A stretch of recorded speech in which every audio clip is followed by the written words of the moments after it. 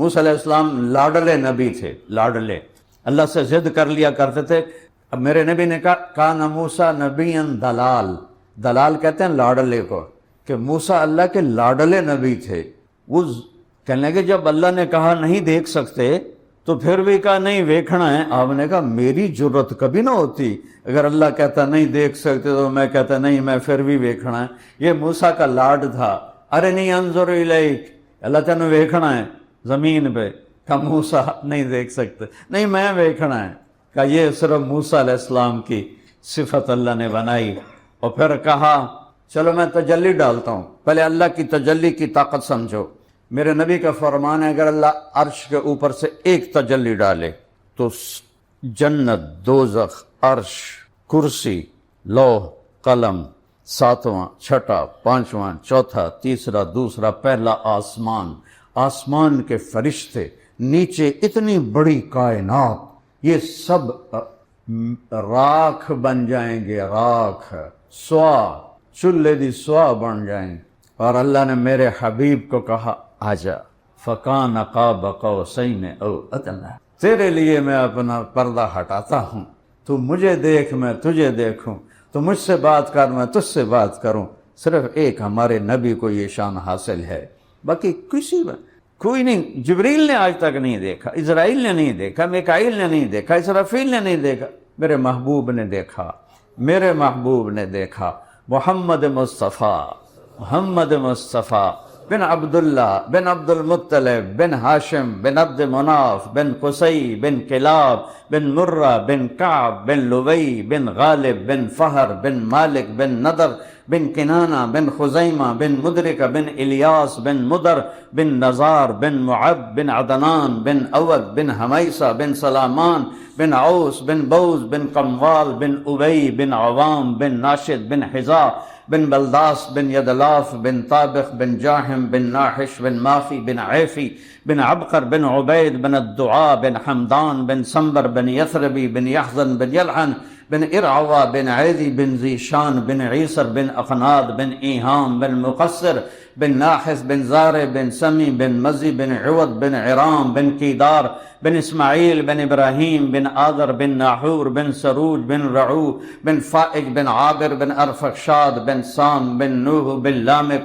بن متوشال بن ادریس بن یرد بن ملحلئیل بن قینان بن آنوش بن شیس وبن آدم علیہ السلام.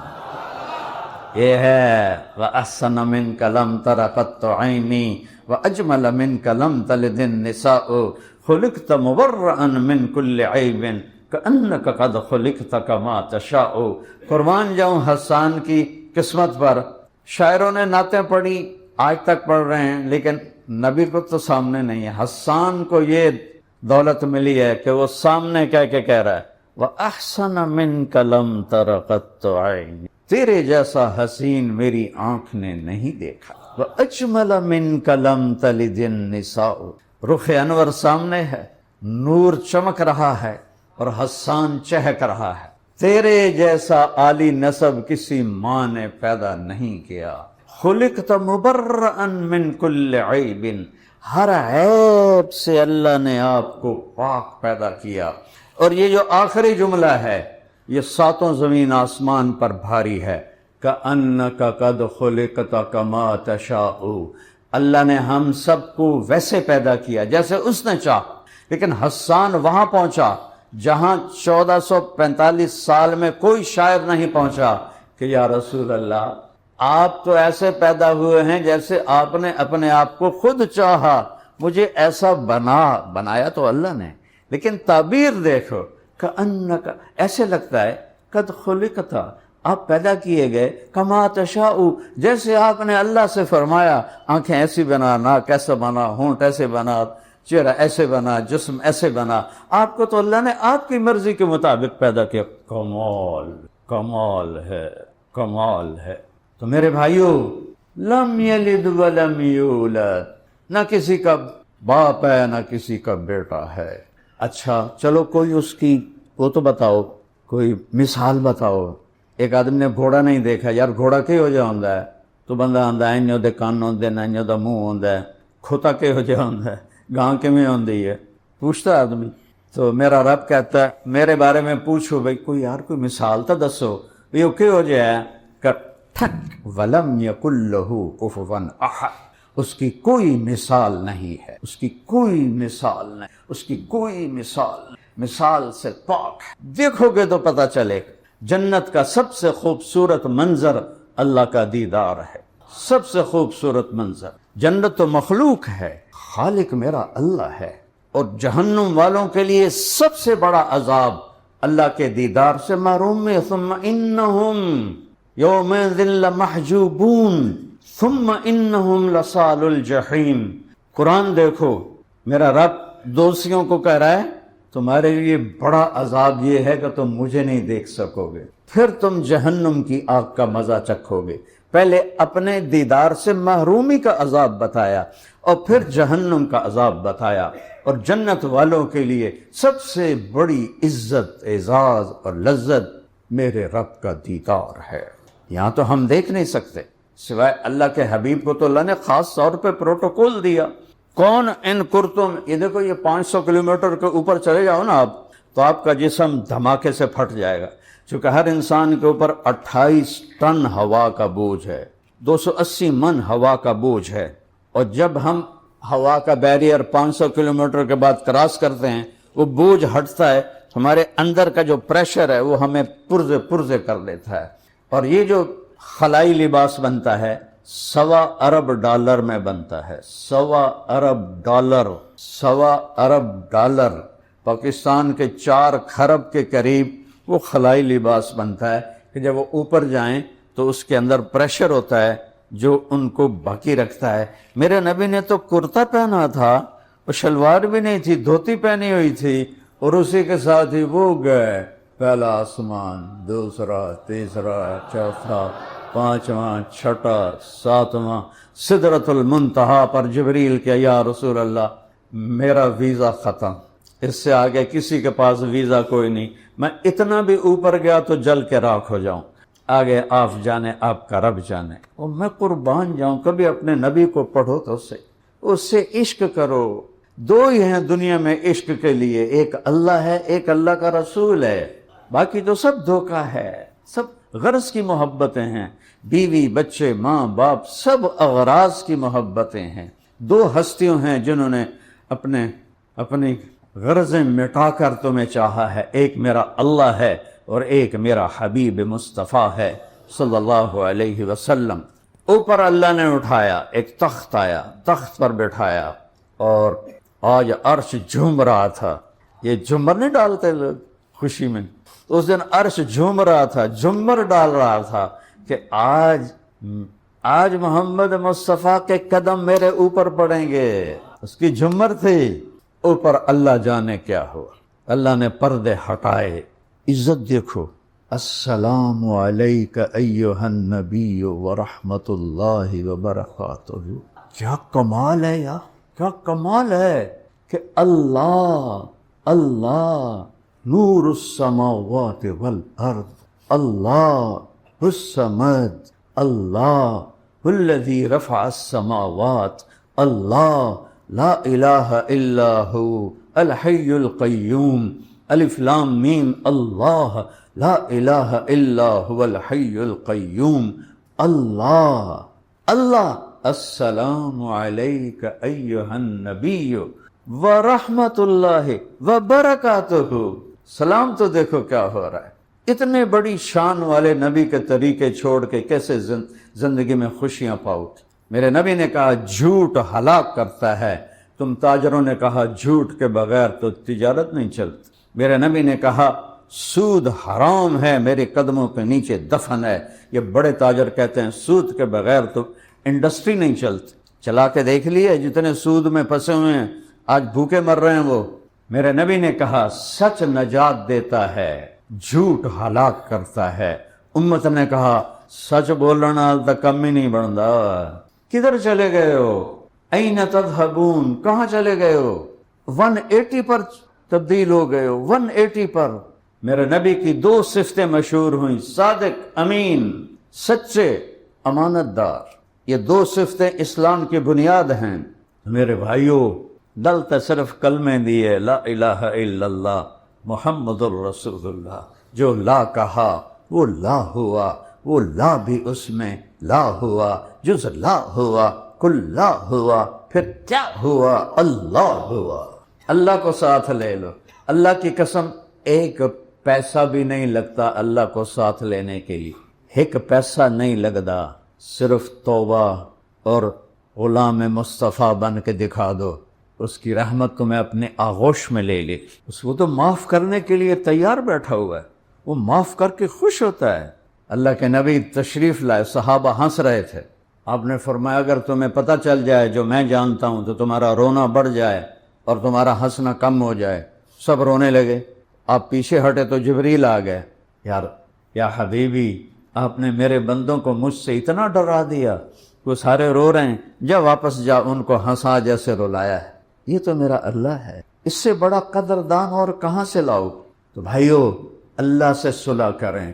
صلح کا راستہ ہے محمدی بنے. زندگی صرف داڑھی رکھنے سے محمدی نہیں بنتا، اور پگڑی باندھنے سے، یہ جو مولوی بلال بیٹھا ہے، مولوی بننے سے آدمی محمدی نہیں بنتا.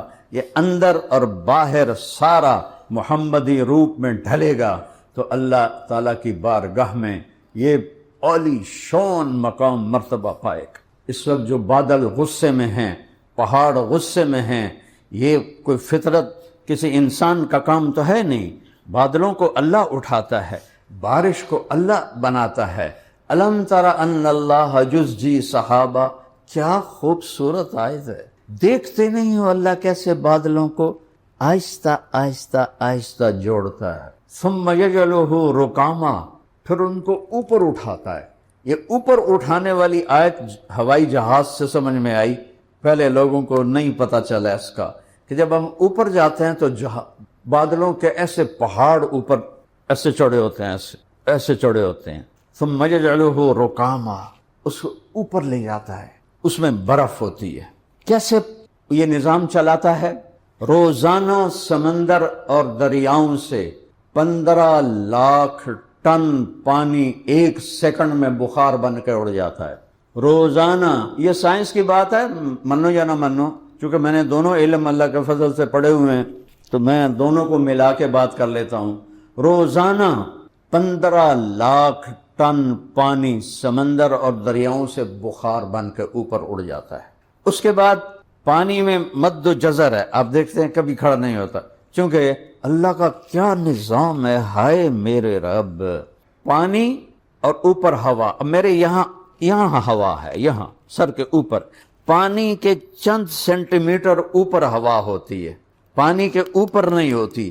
اگر ہوا پانی کے اوپر ہو تو اسے ہلنے نہ دے، وہ تھوڑا سا اوپر ہوتی ہے. اس اوپر ہونے کی وجہ سے اس میں وہ اس خلا کو پر کرنے کے لیے پانی اچھلتا ہے. پانی اچھلتا ہے. اس کے اچھلنے سے بلبلے پیدا ہوتے ہیں. وہ بلبلے پھر پھٹتے ہیں. ان کے پھٹنے سے چھوٹے چھوٹے پانی کے ذرات جو اوپر ہوا ان کو اٹھا کے لے جاتی. اگر سمندر میٹھے ہوتے کبھی بارش نہ ہوتی. اگر سمندر میٹھے ہوتے تو یہ بدبودار ہو جاتے. ان کی بدبو سے 29% خشکی ہے، 71% سمندر کا پانی ہے. اس کی بدبو ہی ہمیں برباد کر دیتی. اس میں نمک کہاں سے آتا ہے؟ ساری دنیا کے دریا زمین کا نمک کھینچتے ہیں سمندر میں ڈالتے ہیں. ساڑھے ذمہ لگ جاندہ جاؤ بھائی نمک اٹھو، وہ سمندر ہے اور کم ہوتا کوئی نہ ہی ہوندہ نا نمک کی شہر. آپ لوگوں نے دیکھا نہیں جو نہر ہے عبداللہ پور والی، اس کے کنارے پر لگے ہوئے ہیں نلکے لگے ہوئے ہیں کہ ان کا پانی میٹھا ہوتا ہے، صاف ہوتا ہے. کبھی گزر ہوتا ہے تو لوگ وہاں پانی بھر رہے ہوتے ہیں کہ پانی نمک کو کھینچ کے آگے لے جاتا ہے اور زمین کے پانی کو فلٹر کر دیتا ہے. اور یہ دریاؤں، نہروں سے دریاؤں میں جاتا ہے، دریاؤں سے پھر جا کر یہ سمندر میں گرتا ہے. چار اللہ نے یوں زمین کو بنایا ہے، یہ اوپر شمال ہے، یہ نیچے جنوب ہے. دریا ادھر سے یوں آتے ہیں. اگر اللہ فلیٹ کر دیتا تو دریا تو سمندر تک جا نہیں سکتے تھے. فَبِأَيِّ آلَاءِ رَبِّكُمَا تُكَذِّبَانِ فَبِأَيِّ آلَاءِ رَبِّكُمَا تُكَذِّبَانِ وَيْلٌ يَوْمَئِذٍ لِّلْمُكَذِّبِينَ. وہ سارا نمک آتا ہے اور سمندر میں جاتا ہے، نمک کو کڑوا کر دیتا ہے. اس میں کوئی بدبودار چیز پیدا نہیں ہو سکتی. نمک سمندر کا جو تیزاب ہے نمک کا، وہ اس کو گلا کے صاف کر دیتا ہے، ستھرا کر دیتا ہے، اور اس میں اللہ تعالیٰ نے ارب مچھلیاں پیدا کر دیں۔ اب عجب بات دیکھو، میں نے وہ ٹائٹینک کی دیکھی ویڈیو کہ وہ صرف 4 کلومیٹر نیچے ہے اور وہ ایسے ہوا پڑا ہے ایسے، اور وہ جو ایک بیچارہ بد نصیب دیکھنے گیا تھا ٹائٹینک کو، پاکستانی تھا، رہتا انگلینڈ میں تھا، باپ بیٹے دونوں، پانی نے ایسے اس کو، وہ جو تھی آبدوز، اس کو ایسے پچکا دیا، سب پرزے ہو گئے، اور وہاں مچھلیاں تیر رہی ہیں، ایڈی ساری مچھی اتھے تیر رہی ہے، اور اتنا بڑا لوہے کا خول یوں ہو گیا۔ تو جب ان میں نمک ہوتا ہے تو بخارات اوپر جاتے ہیں، پھر وہ پانی کا جو مد و جزر ہے چاند کے ساتھ جڑا ہوا ہے۔ 14ویں رات کو چاند، سمندر پورے جوبن اور جوش، میں نے تو بہت سمندری سفر اللہ کے فضل سے کیے ہیں، سارے بڑے سمندر اللہ نے پھرائے ہیں، تو وہ بلبلے اٹھتے ہیں، وہ پھر ان بلبلوں کو جب پھٹتے ہیں تو ان میں سے کچھ پانی کے قطرے چھوٹے، ان کو ہوا اوپر لے جاتی ہے، یہ پانی اوپر جاتا ہے چھوٹے چھوٹے قطروں کی شکل میں، ان میں نمک ہوتا ہے، اس پانی کے ذروں میں نمک ہوتا ہے، اوپر بخارات ہوتے ہیں۔ تو جب اللہ تعالیٰ کہیں بارش کو برسانے کا ارادہ کرتا ہے تو وہاں کے جو پانی کے قطرے ہیں وہ بخارات سے مل کر، اس میں نمک ہوتا ہے، اس کو ٹھنڈا کرتے ہیں، ٹھنڈا ہو کے وہ قطرے بنتے ہیں، پھر فضا کی آلودگی سے بادلوں کا رنگ بنتا ہے، پھر اللہ اس میں رنگ بھرتا ہے۔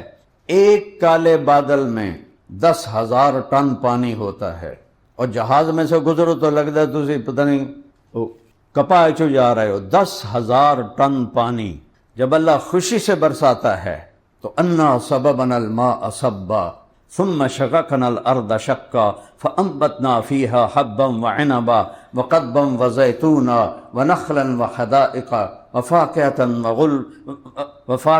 وابا متاعا لكم ولانعامكم۔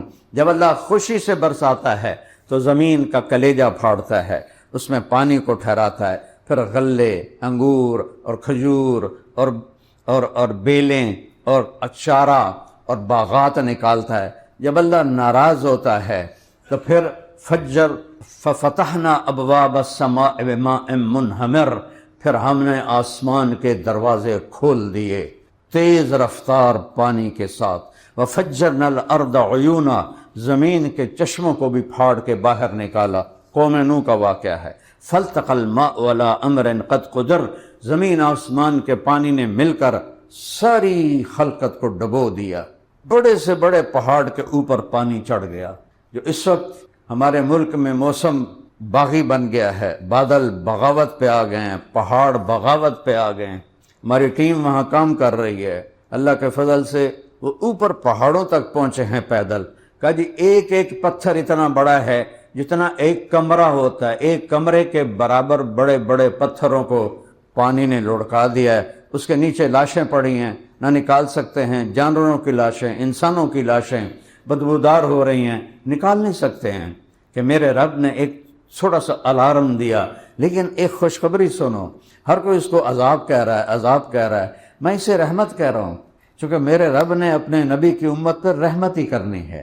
ہدایت کا ماخذ قرآن ہے اور اللہ کے نبی کا فرمان ہے، باقی سب اس کی ضروریات اور متعلقات ہیں۔ اور قرآن ایک حسین کلام ہے۔ جب یہ بچہ سبح للہ پڑھ رہا تھا تو مجھے قرآن کی ایک بڑی حسین چیز یاد آئی کہ گردان میں پہلے مصدر ہوتا ہے، پھر ماضی ہوتا ہے، پھر مضارع ہوتا ہے، اور پھر امر ہوتا ہے۔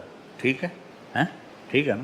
اللہ نے پہلی سورت شروع کی سبحان الذی اسری مصدر سے بعبدہ لیلا من المسجد الحرام الی المسجد الاقصی، آگے ماضی سے شروع کی سبح للہ ما فی السماوات والارض وہو العزیز، کیا کہا گیا؟ عزیز الحکیم ہے، یہ کیا ہے؟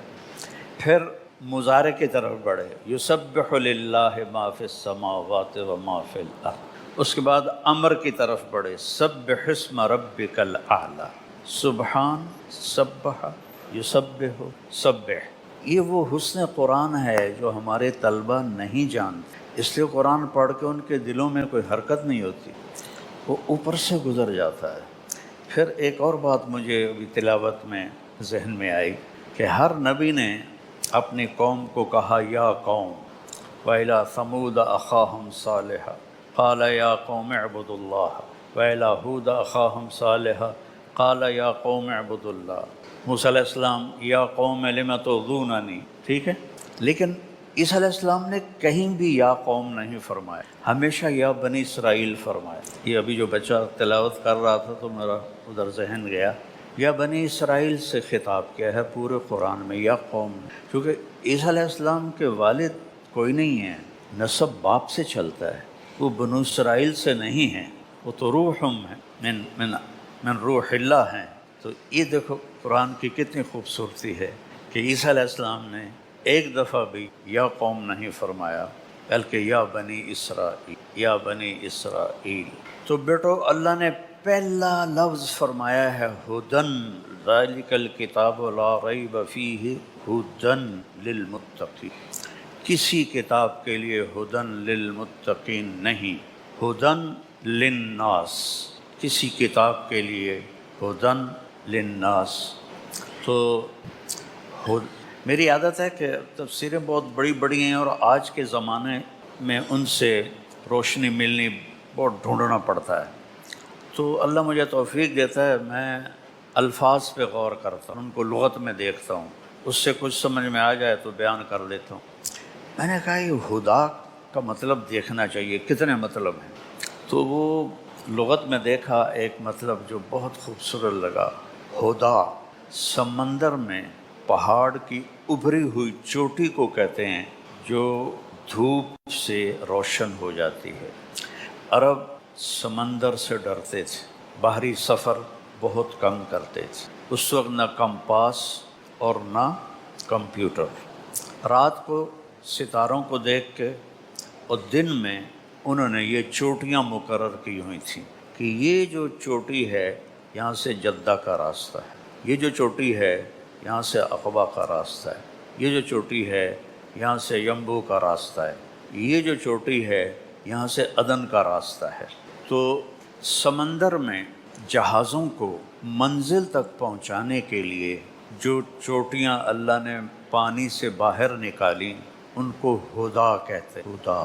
تو میرے رب نے انسانیت کے سمندر میں، ہر انسان ایک کشتی کی طرح ہے اور یہ دھرتی سمندر کی طرح ہے، اور اس میں صرف ایک چوٹی نمایاں ہے، وہ ہے القرآن۔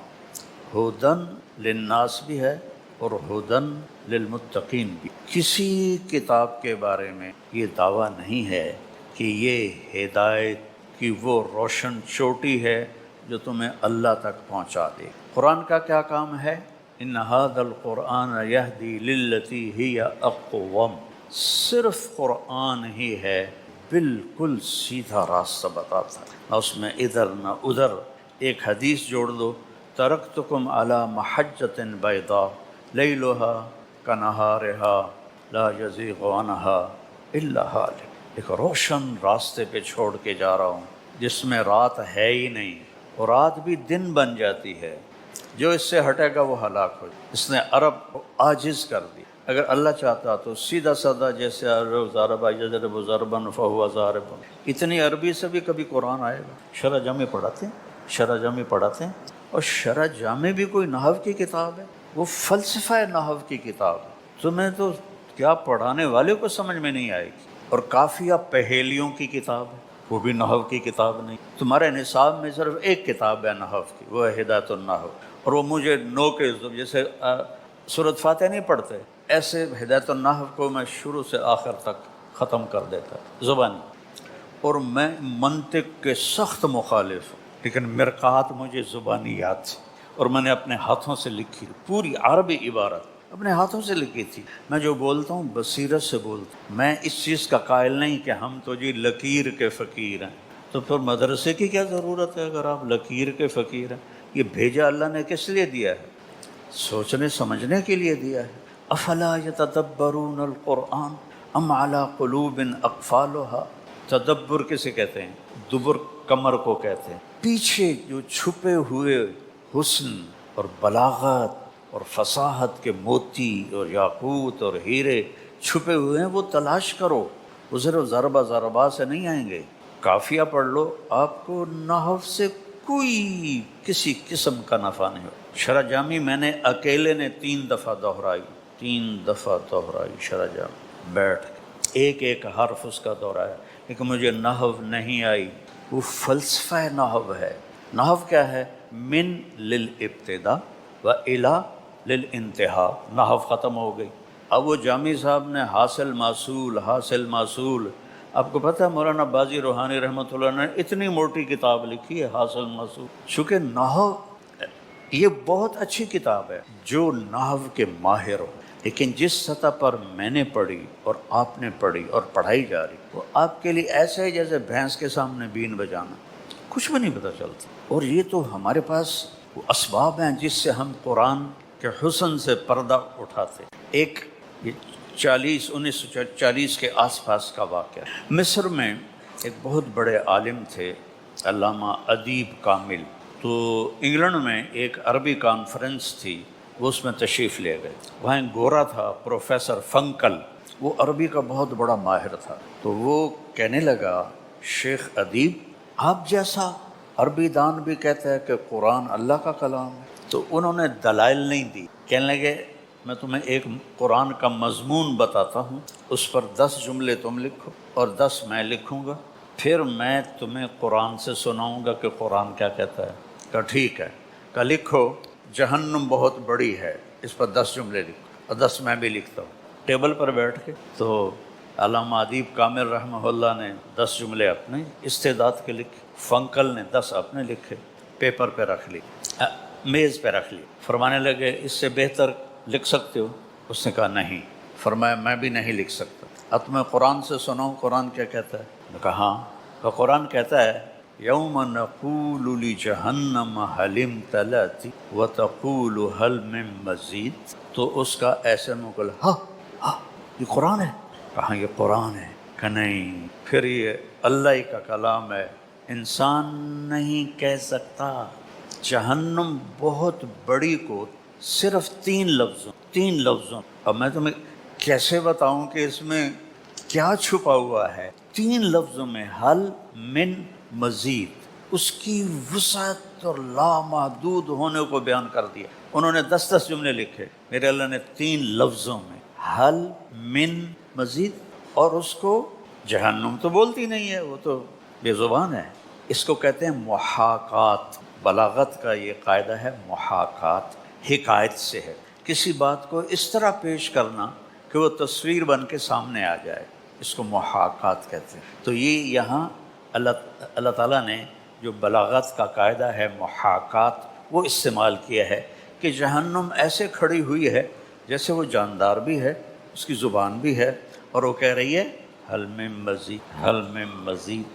मैं अब कैसे अपना दुख बयान करूँ कि मेरे रब ने क्या खूबसूरत कुरान हमें दिया, और हम फ़िक़ा। प्राइवेट में दाखिल हुए, पहले बेहश्ती ज़ेवर, उसके बाद जनाब मुनियतुल मुसल्ली, फिर नूरुल ईज़ा, फिर क़ुदूरी, फिर कंज़, फिर हिदाया, फिर शरह विक़ाया, फिर हुसामी, नूरुल अनवार। इतनी किताबें फ़िक़ा की। फ़िक़ा तो एक कानून है। वज़ू के 4 फ़र्ज़ हैं, कोई यहाँ हरकत हुई है? इन्न फ़िल जन्नत हौरा, जन्नत में एक हूर है, इज़ा ज़हकत सतअ नूरुन मिन सग़रिहा, वो मुस्कुराई और उसके होंठों से नूर निकला, पूरी जन्नत पे छा गया। तो जन्नतियों ने कहा वाहन लिहाज़न नूर, अरे भाई ये नूर कैसा है? तो फरिश्तों ने कहा एक हूर है जो खामंद के सामने मुस्कुराई है, उसके दांतों का नूर है जिसने जन्नत को रोशन कर दिया। अब मज़ा आया है? तो कानून तो ज़रूरत के लिए पढ़ा जाता है। तो कानून की ज़रूरत है कि हमें पता हो हमारी हुदूद क्या हैं, हमारी बाउंड्रीज़ क्या हैं। मेरे बच्चों, इल्म तो सिर्फ़ कुरान है।